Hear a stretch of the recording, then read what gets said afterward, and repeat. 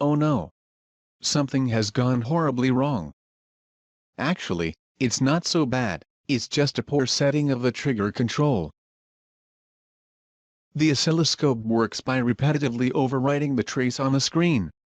If the signal is constant, the trace is stable, but if the signal changes, the trace will appear to move. To keep a stable signal, the oscilloscope needs to have a reference point from which to start the trace. For example, the reference point may be where the trace crosses the zero line. When the oscilloscope refreshes itself, it will start the trace at this point again. In the shot, the reference point is changing, so the starting point of the trace is changing.